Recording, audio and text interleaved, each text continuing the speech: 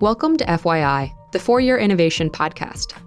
This show offers an intellectual discussion on technologically enabled disruption, because investing in innovation starts with understanding it. To learn more, visit ark-invest.com. ARK Invest is a registered investment advisor focused on investing in disruptive innovation. This podcast is for informational purposes only and should not be relied upon as a basis for investment decisions. It does not constitute, either explicitly or implicitly, any provision of services or products by ARK. All statements made regarding companies or securities are strictly beliefs and points of view held by ARK or podcast guests, and are not endorsements or recommendations by ARK to buy, sell, or hold any security. Clients of ARK Investment Management may maintain positions in the securities discussed in this podcast. Hello, everyone, and welcome to another episode of FYI. I'm Nicholas Gruss, Associate Portfolio Manager at ARK, and today I'm joined by two very special guests. Joining us are Angie Dalton, an advisor and theme developer for ARK, as well as the CEO and founder of Signum Growth Capital.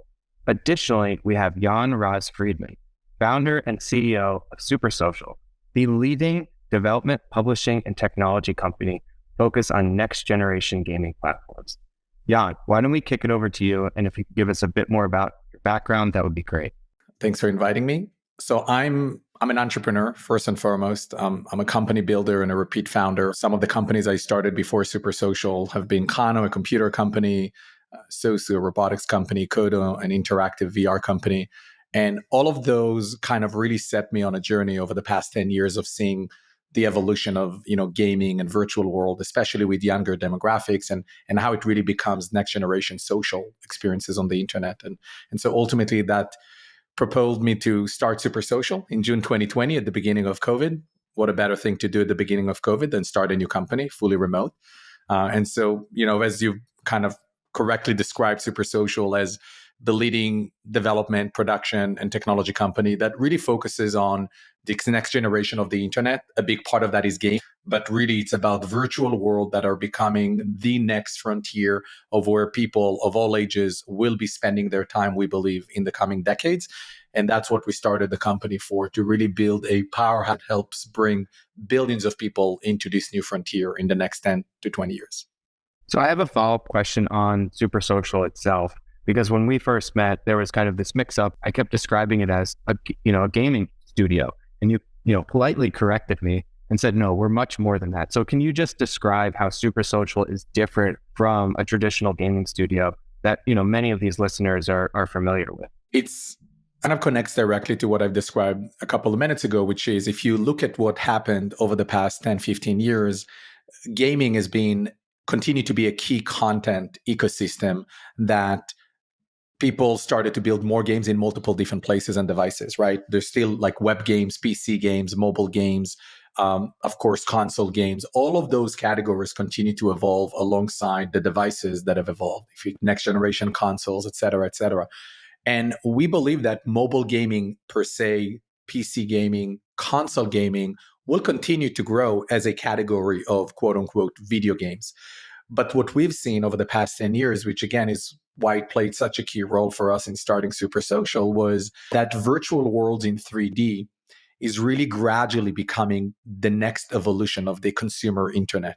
If you think about websites initially, and then we had mobile applications powered by powerful clouds, what happened between 2010 and 20, the emergence of Minecraft, the emergence of Roblox, the evolution of Fortnite into Fortnite Creative, we believe that all of those things were a precursor to what is going to happen in between 2020 and 2030 and beyond, which is really the evolution of virtual worlds in 3D in becoming social spaces, places that connect gaming and socialization and human expression through 3D avatars and commerce. We believe that we live in a world where people will care, and already some do, about their virtual identity as much as they do about their physical identity. And so if we think about all of those things coming together, Supersocial was born to address that virtual worlds are going to be so much more than a platform for kids to play or a place for gamers to connect and play. It's going to become a place where we do so many other things like socializing, expressing ourselves, playing games together. So while gaming will continue, in our mind, be an important key piece of quote unquote this new frontier, we believe that there are going to be so many more categories that are beyond gaming, that are still powered by the sense of presence in these places, the immersion, the connection, express yourself as an avatar. And so Super Social is really focused on building the most iconic, most edge virtual worlds that power that socialization of a new age, that human expression, that immersion and sense of presence. And we believe that these new generation of video games, so to speak, are going to be so much more than games.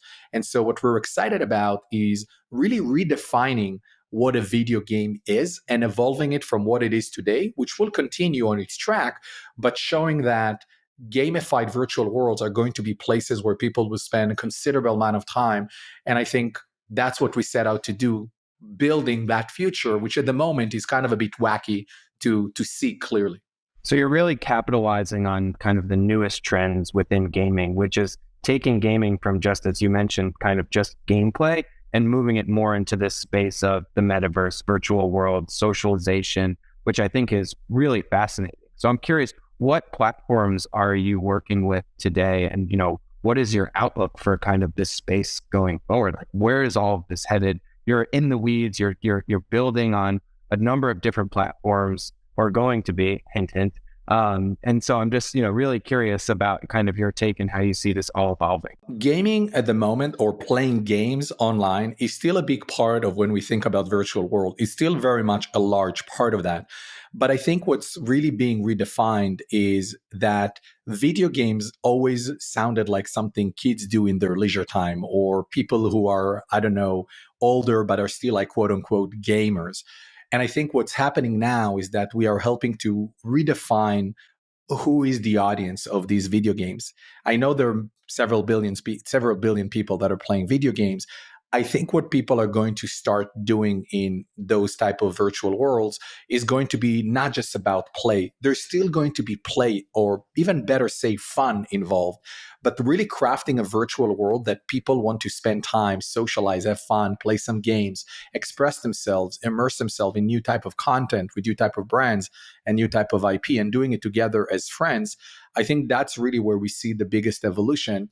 And also from our experience building on platform like Roblox, which, I'm now answering a bit of your second question of where Super Social operates today. We started on the Roblox platform when we started the company. And we said, look, this evolution of virtual world and the emergence of, quote unquote, metaverse is going to take time. It's not something that is happening tomorrow, and which is why I'm finding it really entertaining that at the beginning of 2023, so many big media outlets were like, the metaverse is dead. Now what? I'm like, well, the metaverse cannot be dead. It didn't even arrive yet, right? So, and that's kind of part of that fighting against the momentum, the trends. Like, people need the hype. We started Super Social June 2020. Roblox was a privately held company with a valuation of $4 billion, with about 22 million daily active users. And look what happened since then. They almost tripled their user base. It's now at around 67 million daily active users. But the reason we started on the Roblox platform was because we believed Roblox was an era-defining platform. It has a game engine, a publishing platform, a social network, a thriving economy, cloud services. So really, suddenly, anyone at any age, a small developer in a house in Wyoming to a large venture-backed studio like Super Social, can suddenly come and build experiences that are built rapidly for a large audience with a thriving economy, and we can monetize everything within that one ecosystem. So almost like a prototype of what a metaverse could be, even though it's very focused on under 25-year-olds. And so that was a primary reason why we started on the Roblox platform, because we believed, and still do, that it was an era-defining platform that was second to none in what it offers, and also the ability to really prove our main use case, which is 3D virtual world as the next kind of modality of human interaction and human experience on the internet. And so this is where we've been focusing 100% of our time, talent, effort, and capital now almost for the last 3 years since we started the company. And we believe Roblox will continue to grow, and we can see that gradual progression with all of their key KPIs. Alongside that, we obviously see other platforms. First and foremost, Fortnite Creative, that over the last 3 to 4 years Epic Games continuously developed the integration of Unreal Engine Editor into Fortnite Creative. Now it's named UEFN, which essentially the purpose of that in our interpretation is to evolve Fortnite Creative into a place where it can become more of a marketplace and more of a platform versus just building small, simple islands/maps that are still very much associated with the battle royale genre of Fortnite that attracts, 20, 25 million daily active users, mostly male, mostly 18 to 25-year-olds. We believe that UEFN provides an opportunity for companies like Super Social to, expand beyond that audience and really show that we can use Unreal Engine Editor on places like Fortnite to really build next generation games and experiences. And our DNA has always been as a company, always, it's 3 years old, but from day one, our DNA has been a couple of things. Pushing the boundaries of what's possible. And I think we've done it on the Roblox platform and are still doing it. I'm so excited about the stuff we're launching this year with some of the greatest brands in the world. But last year, NARS ColorQuest with NARS Cosmetics, a prestige beauty brand that most people on the Roblox platform never heard about. I don't know how many teenagers buy NARS Cosmetics, but not many probably.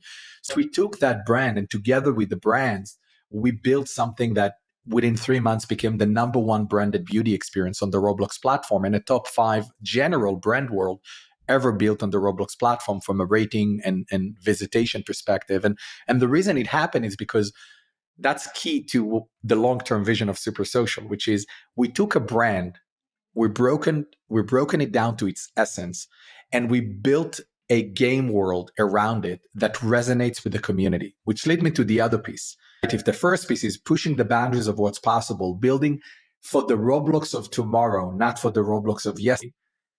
The second thing is really making sure that we're building for the community, for the users that are there, for the users that are staying, and showing that what they played with could really be elevated to new heights that no one thought was possible. And then the third piece is bringing the people from within these platforms to work with us, to join Super Social, what I think of as the next creative generation, the people that are really going to push the boundaries, the rebels. So if I think about Roblox and Fortnite Creative and platforms like, what is really exciting is it's about arming rebels that are going to build next generation experiences that will be an evolution of the gaming industry, but in my mind, in a whole new way. It's so exciting to hear you talk about this, Sean. You and I got to hang out together at GDC and, get excited about UEFN. And one thing that we talk about a lot is this idea that we're, Roblox kind of was a defining moment, like you said. And then Unreal Engine on UEFN can really take that platform to a whole new level because of the technology and the fact that I think Nanite and Lumens specifically is what I think it is, but it has that kind of, cinematic quality of, TV and movies, whereas Roblox looks a lot like Roblox, no matter where you go. Not that there's anything wrong with that, but what are some of the things that you're really envisioning with this new technology of Unreal Engine 5 opening up for brands and for you? Yeah, I definitely think that Roblox has made amazing strides over the last few years, pushing their engine forward. And we see that with a few games now. We see it with the work we're doing. Again, super excited about some of the incredible fidelities that we're going to launch this year on the Roblox platform. Having said that, Unreal Engine is obviously a different level of a stratosphere. It's a different level, as you said, Angie, I agree with you. It's kind of a cinematic look and feel that when you play Fortnite or Unreal Engine-based games, it's really like you're playing a video game that is cinematic. And that is really unique to the Unreal Engine, which is why you have TV shows like Mandalorian built on Unreal Engine, right, to some extent. So we definitely, like, my perspective is that, and what, I get excited about UEFN and what Fortnite Creative is doing is really combining the marketplace and the ability to build next generation game experiences, virtual world for a whole new audience, but doing it inside a technical environment that can really push the boundaries on that cinematic effects. And so that's a big part of what I think is really exciting about Fortnite Creative as they integrate the Unreal Engine. It's really showing like, wow, we can build those rapidly iterative games like we're building on Roblox, where we build things in 4, 6, 7, 9 months that would probably take us 5 years on Unity or Unreal Engine. I think what's really exciting here is that Epic Games essentially for the first time truly democratizing the Unreal Engine and now making it accessible and available within the Fortnite creative ecosystem to build those next generation experiences inspired and powered by something like the Unreal Engine, but now doing it in a much more, I would say, scalable marketplace environment that really mimics the type of ecosystem that Roblox have built over the past 15, 17 years. So that's one big thing we're really excited. The other thing that I think is interesting about Fortnite Creative, which I think is a challenge and an opportunity, is if you look today at a lot of the maps and the islands on Fortnite Creative that people have built without the Unreal Engine, kind of let's call it Fortnite Creative 1.0, these are all very much still associated with the Battle Royale genre on Fortnite Creative, either because people use them to build their XP or because this is just what people are excited about. And the reason is because majority of the players on Fortnite per se come for the Battle Royale genre. I personally am not a Fortnite player. I'm a horrible first-person shooter gamer. I'm just terrible at it. Do not invite me, Nick, Angie, to a game on Fortnite. I'm just so bad. I don't know even where I'm shooting. I actually want to invite you now because it'll make me look better. Exactly. Please do. Please do. So the challenge here that I think Fortnite Creative and let's say Epic Game in general will have is there is obviously a clear perception globally that Fortnite is a first-person shooter game. And in fact, they've kind of reached the max player base. So yes, sure, they can grow a bit more, but it's not going to go to 100 million daily active users for a first-person shooter game. And so the challenge is that the perception of people of Fortnite is still very much a first-person shooter game.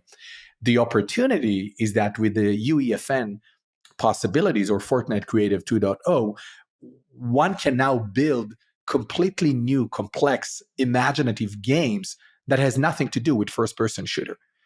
And so that's a big part of what excites me, which is exactly why we came to Roblox, which was, okay, there's all of these amazing games, Adopt Me, Jailbreak, kind of classic Roblox successes. We want to build the next stage.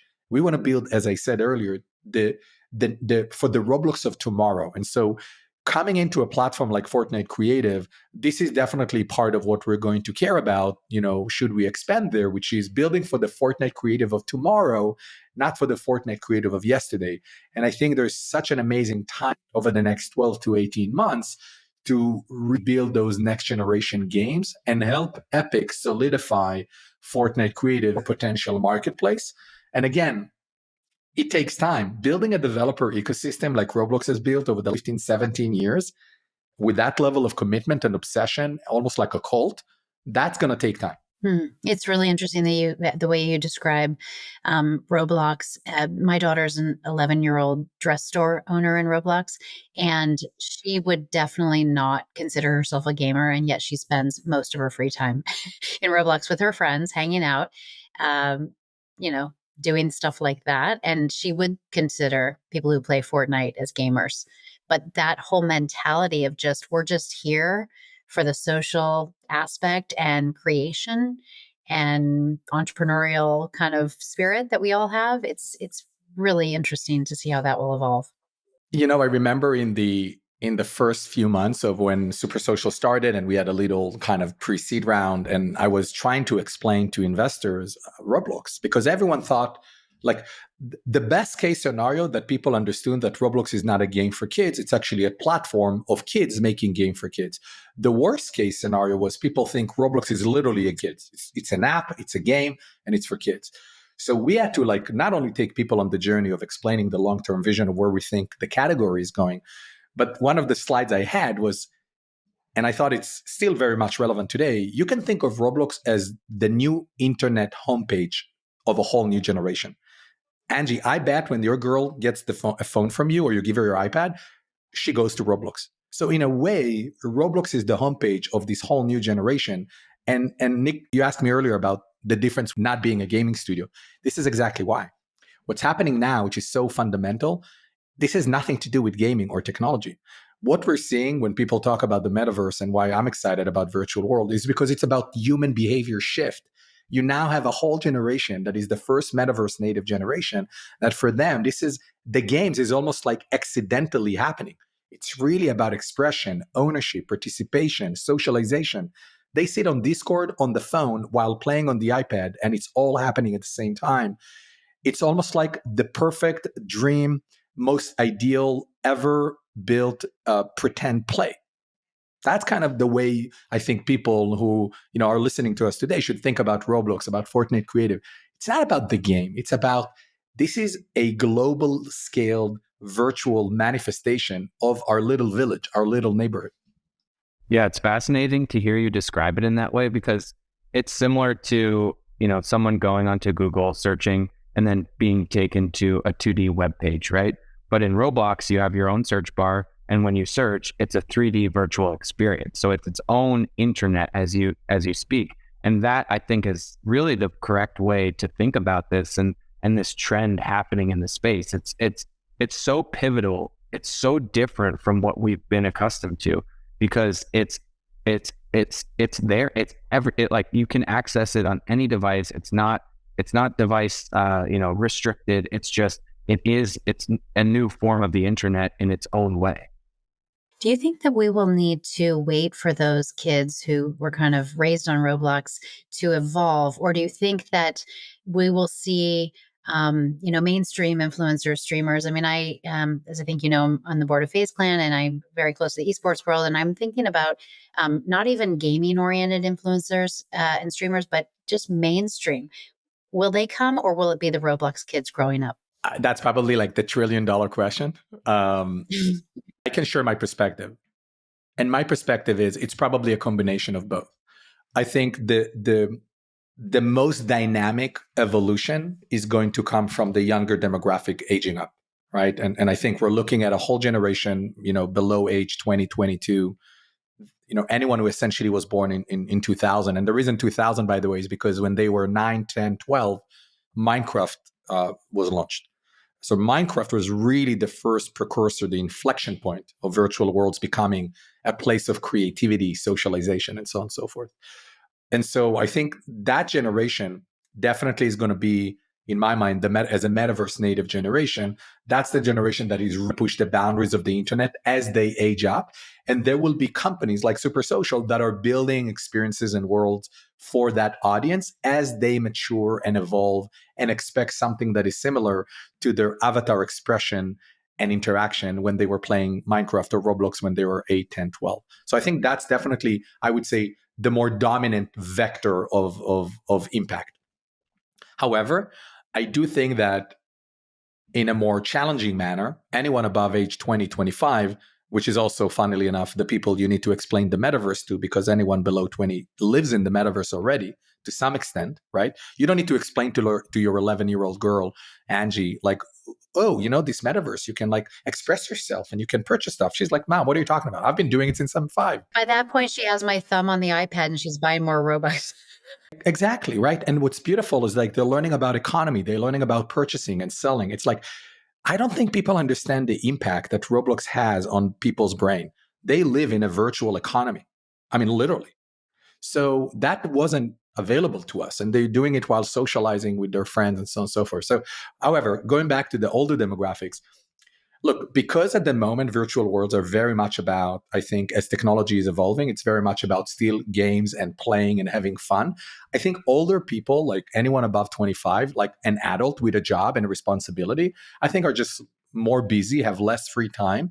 And also, I think it's still probably not as intuitive to me. I'm almost 40. It's not as intuitive for me to just roam around virtual world, expressing myself as an avatar and going and socializing and having fun. Like I can do that. It's easy, but it's still not the same as a 15 does. And so I think what I expect that will happen, there will be like I call it like the Facebook education timeline, right? Facebook was born 2005. It took like a decade to 15 years until parents started to use it. Now, my mother, who is 70 plus, using Facebook way more than I do, right? So I expect that the younger demographic are going to be the ones who push virtual world into mainstream. And when it comes to mainstream, I think the technology and the use cases will become more relevant for the people who are 25, 35 plus. But I think that's the gap of I think the next 5 to 12 years, I would say, of that happening. Ultimately, I do believe that by the end of this decade until mid next decade, so let's say the next 10 to 12 years, within that time frame, I believe we're going to reach an inflection point where there are going to be a large part of people in the world who will care and invest as much in their virtual identities as they do in their physical. And I expect that there will be some symbiotic relationship between the two. So you mentioned, and this might be tangential, but you mentioned Minecraft as this kind of pivotal moment.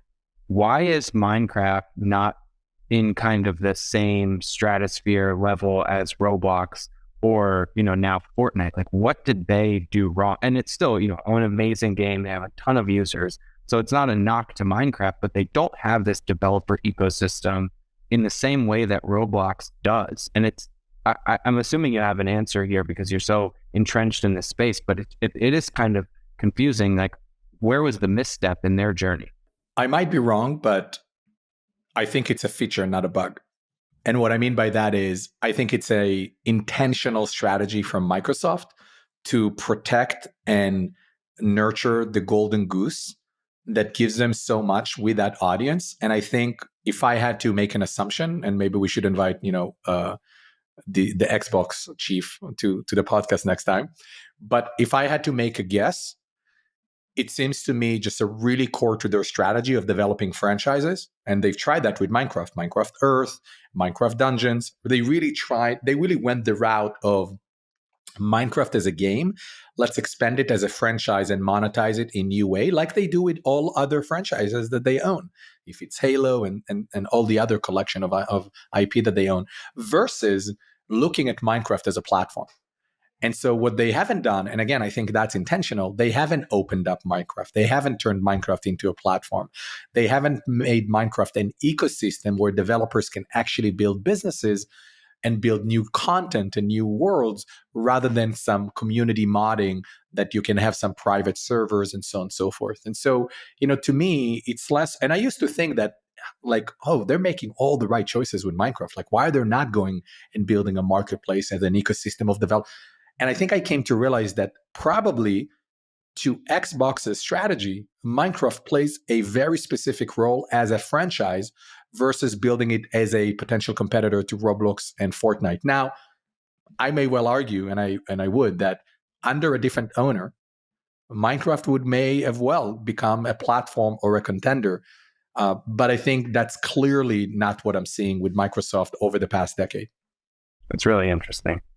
Yeah, that it to describe it as a feature, not a bug, when you see kind of the success of Roblox and Fortnite. But again, not a knock on Microsoft. I don't want to get any messages about not that. Not at all. And I think it's interesting because Microsoft historically, it's one of the companies that build the most large developer ecosystems in the world around Windows, around Office, right? And so it's interesting that they haven't looked at Minecraft at that in terms of potential, while funnily enough, everyone is trying to build a Roblox competitor, and they have like one of the jewels of the generation. And it's just so fascinating that they're not going that route. Quite the opposite. They're going against it. Okay. I want to circle back to branded experiences because I think this, idea about brands being in these virtual spaces is so important to the next decade of gaming and virtual worlds. From your experience working with brands, what do they currently understand about the opportunity and what do they still not get? Like, what are they still missing about, how powerful these virtual worlds really can be to a brand? I mean, first, just for context, Super Social, we have 4 business lines, right? We create cutting edge content. We have incredible enterprise solutions for brands that really allow us to work with brands on building, promoting, operating, growing virtual experiences on platforms like Roblox. And so we work with brands kind of, as I think about it, on a 360 model. Brands come to us and we work with them on the whole A to Z, from strategy to implementation and growth through analytics. So when brands come to us, there's definitely a high level of education that is still happening, again, of what exactly this platform mean. And most importantly, how do we build a virtual world that can become a business? And so what I see now at the moment, I would say, is 80 to 90% of brands are still thinking about virtual worlds from a standpoint of a promotional activity, promoting something else that they sell and monetize, which, by the way, not a bad thing at all. I think we're still at V1 of what virtual worlds mean, for brands and IP owners. And that's still the majority of the project that we're seeing coming to life is really thinking about it as a part of your marketing mix as a brand. And that's okay. there is a small portion of brands and IP owners and a small portion of project, which is actually interestingly, majority of our projects and our partnerships are about the V2. And the V2, and what I think a lot of brands and IP owners, and I really encourage people to rethink that these are not mutually exclusive. You don't have to do something that is just marketing or business. It could be, and it's not mutually exclusive. But what we get excited about as a V2 for brands engagement in virtual worlds is how do you build something that becomes ultimately a business asset where you really create IP. You really, sure, you can sell jeans or makeup products or iPhones or cars or you name it, whatever the consumer segment is.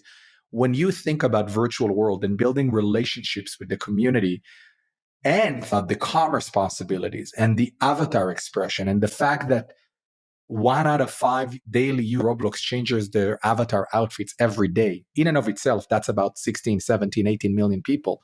Think about that. Just like we change our clothes every day, there are millions of people who do that in virtual worlds today on Roblox and other platforms. And so what we get excited about, which I think a lot of brands and IP owners are still missing, but I think it's going to be a gradual evolution, is the fact that when we think about virtual worlds, we think business assets, we think IP, we think worlds that you own, operate, can monetize.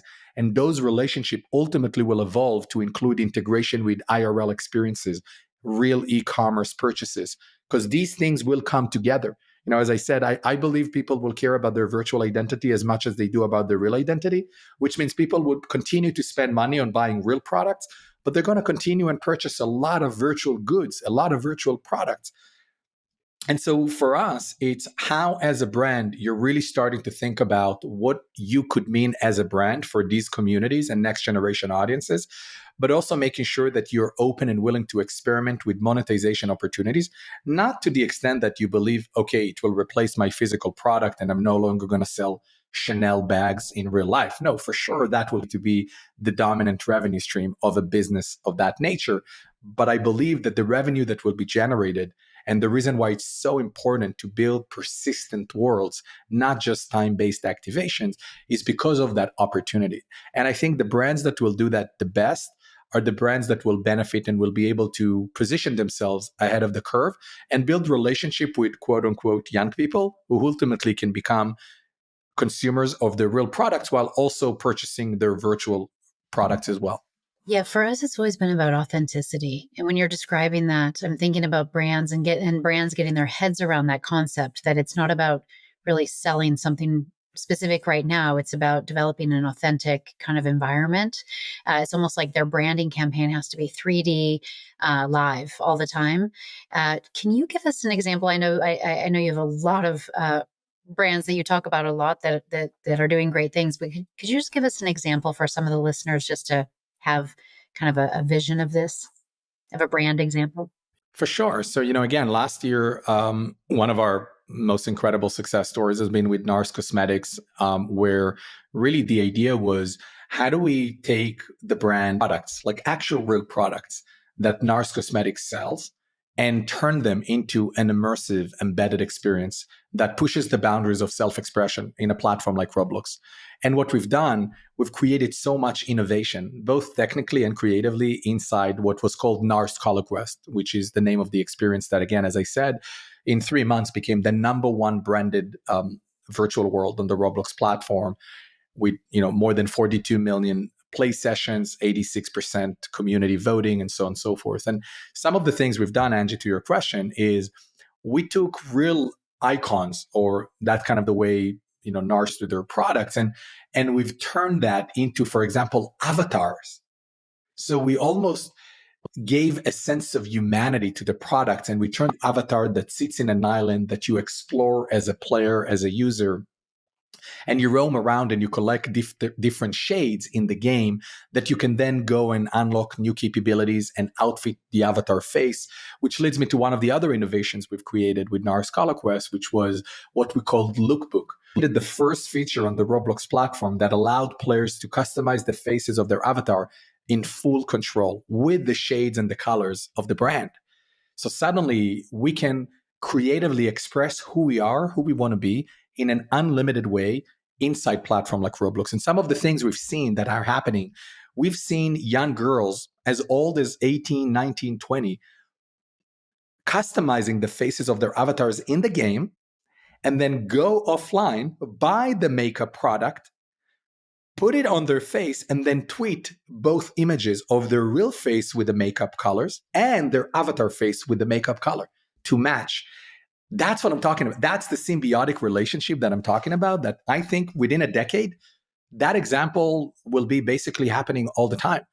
People will completely reimagine how they want to express themselves. And that's what I'm really proud with what we've done with NARS ColorQuest is we already in 2022 on a platform like Roblox, we've shown that we can build a virtual world that really push the boundaries on the way people want to express themselves in terms of creativity, but doing it inside a world that is fun, is immersive, that is absolutely stunning from graphics perspective, that pushes the boundaries of what's possible on the engine. And then also showing quite organically, to be honest, that there is an impact to that on people's life actually in IRL.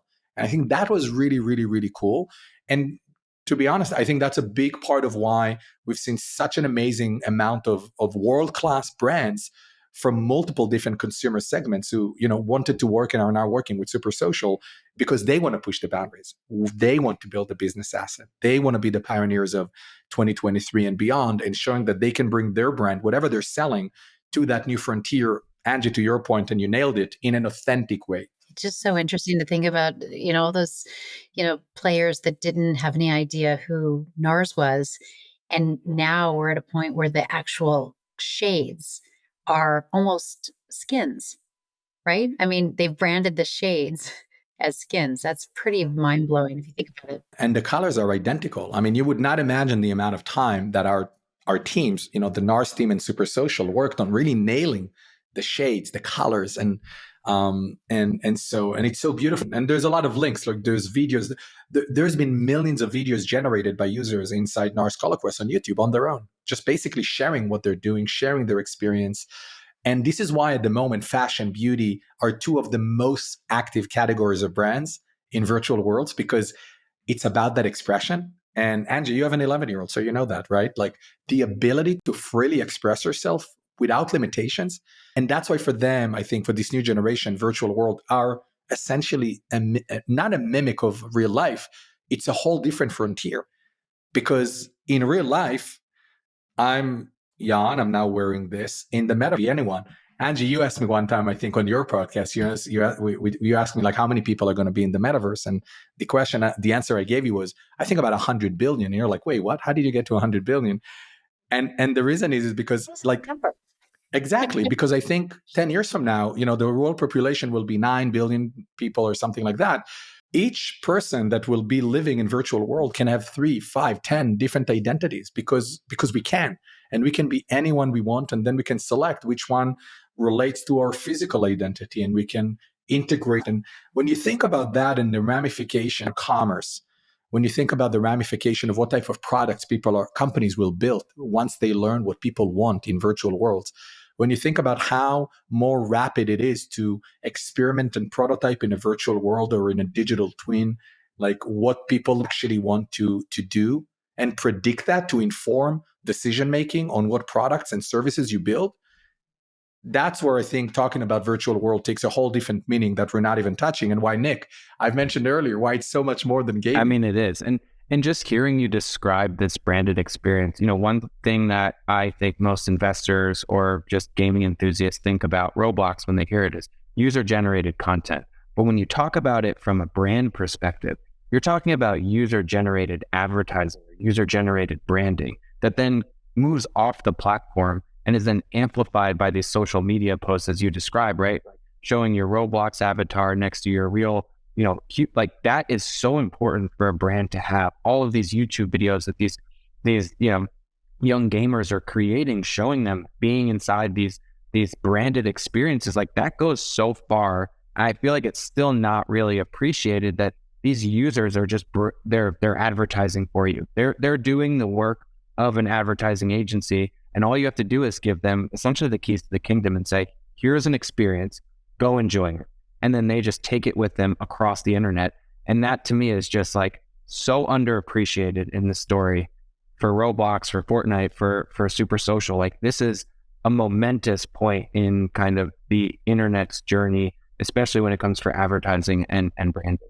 The big winners from, brands and IP owners, I believe in the next 10, 15 years are going to be the one that think about this as, how do we build a persistent relationship, right? Customer relationship management is basically being redefined. And building those persistent relationship with this audience, with these communities, give them a reason to care about your brand is going to dramatically change. It's no longer going to be, oh, I see an ad on a billboard on a street, I go buy a pair of jeans or some shirt or a makeup product. It's going to be about, is this product something I interact with in a fun, social way in the worlds where I live in virtually, and I discover, and it's kind of being embedded into the way I want to express myself. Like, I believe that sort of grassroots brand adoption is really at the beginning, and we're seeing some great brands that are taking great strides. For example, again, NARS Cosmetics, that is a partner to Super Social, and I think these are the brands that are going and become even relevant in the next 10 to 15 years, versus the one that are really thinking about it in a transactional manner, which is, oh, how do I connect people to my e-commerce tomorrow so I can sell them, more product? Sure, that's okay, but that's a very short-term way of looking at this new frontier. So speaking of commerce, because it does, beg the question, like, it's going to be important in this, right? You have this essentially ability to advertise. Do you today have the ability on these platforms to then monetize directly on platform? You had mentioned, these girls were going off platform to purchase directly on the website. Do you see a world where Roblox, Fortnite are transacting and facilitating this commerce where, maybe you have an avatar pick up a Nike shoe and it's a digital one and you get it both in the game and then it's also shipped to you in the real life? Is, how far away from that world are we? Because I would love to be living it. I think it would be so cool. It is. I mean, imagine walking around and walking around a game world that you suddenly see some item that you would love to own for your avatar, and how natural that would be. I mean, it's so difficult for me to go sometimes and and find clothing that I love on like Farfetch or Theory. I'm kind of disclosing some of my places, some of my go-to places. And so imagine for these young audiences, especially, and again, it goes back to what is the velocity of adoption, Angie, that you talked about, right? And why what's happening now, it's really transformative, because we go to an e-commerce website. I go to my phone, I go to the app, I'm like scrolling down, I see stuff. That's not how this generation is going to discover products. They will be discovering, and I'm answering your question, Nick, which is, I believe to a large extent, this particular generation is going to discover things in the worlds they live in these virtual spaces that are where they are embedded and have a sense of presence. There are so many implications and logistical questions to answer your question of how we actually make that happen. How do you see a virtual good and you want it as a physical good, and then you click and you purchase and it arrives to your home through an Amazon Prime the day later? If that's what you're talking about, I think it will happen. I think the timing of that is so challenging to figure out, because there's so many things that these platforms need to decide how they do what they do. I would be cautiously optimistic in saying that I think it will happen. We will see the beginning of that in the next 3 to 5 years. And I think in 2025 to 2030, I think we will see rapid kind of, I would say, evolution of a whole new category of commerce, which is e-commerce powered by virtual worlds. And that is incredibly, incredibly exciting. And where I think our virtual identities and physical identities can really start having a more symbiotic relationship. And a lot of the thing that, at Super Social, especially in our area of building proprietary technology, these are definitely areas we are already thinking about, experimenting with, and are looking to really build some innovative proprietary product, but also how do we serve that as a solution to, the brands and the IP owners that we work with. It's so exciting for brands right now. Just hearing you talk about it, I think about the idea that brands really had an access. They had access to the living room through the TV back in the day. Everybody left the living room and went other places, and they never got into games because gamers didn't want advertising. They never really got into social media other than direct advertising. But the branding, the real kind of brand engagement finally has an opportunity to reemerge in a way that is even more powerful. It feels like just hearing you talk, because if I am on that platform in that world, the NARS world, I'm actually collaborating with them. And so that ownership that I feel will make me so much more loyal if it's a great experience. It's really exciting. And again, I agree with you. And I think that's why it's so important to build worlds that are authentic, that are they really care about the user experience, and you want to bring something unique, not just like advertising. I'm personally am not excited about advertising per se in the metaverse, like billboards, ads, Super Social may or may not want to do stuff like that, may or may not want to experiment with that. That's not what we're excited about. We're excited about how do you do that in an embedded, authentic way to the form factor, if I may say that, right? Like to the form factor of being an avatar in a world, and how can you as a brand, like we've done with NARS ColorQuest and we'll do so many more this year, build something that really resonates with the audience and give them the motivation to continue and be part of it. Because we all know that brands, being some sort of a church of the 21st century, like there is such an emotional connection between people and brands, and these virtual worlds done right are going to take that relationship and intensity to a whole new stratosphere that we have only seen with more imaginative, unreal things, while now we could connect to actual real things that are happening in the world. And I think that's what's really, really powerful. Yeah, it's just such an interesting time. Like, Angie, just going back to your example, like when you're watching a television show or a movie, if you're the viewer, you're always asking yourself, am I the main character in the show? Would I be the sidekick? Would I be the villain? When you play games, you can be any one of those characters, and you can play out each one of those plot lines. And then for a brand, you could have them be dressed in, whatever it may be. And I think about Fortnite and what they were able to do with, the Marvel movies, because that was when I was heavy into Fortnite, being able to play as Thanos or being able to play as Spider-Man. Like that was so powerful to me to then, it made me want to go watch the movie again. And so that cycle of being able to follow along the user journey as they go through these different entertainment mediums, and feels like gaming is at the epicenter. And it's like the most powerful format because you can choose your own adventure and you can brand that adventure. For brands, they can brand each one of those adventures in different, unique, and authentic ways. And if the right brand does it in the right way, it's going to be so successful. And it's just going to happen over and over and over again. And everyone loves games. The reason people stop playing games as they get older is because they get older and more busy. But everyone loves playing games. That was never the issue. Yeah, we won't be as busy if AI is just going to do all of our work for us. So maybe we'll all just become gamers again. Like in WALL-E, we'll sit like a sack of potato on a couch and play games all day long. It feels like it's going to be. It feels like this whole idea of gaming is going away, and just entertainment as we know it includes gaming, or includes all these activities, because you really have, you have only so much free time, and it's all kind of melding when you're in these worlds. It's very cool.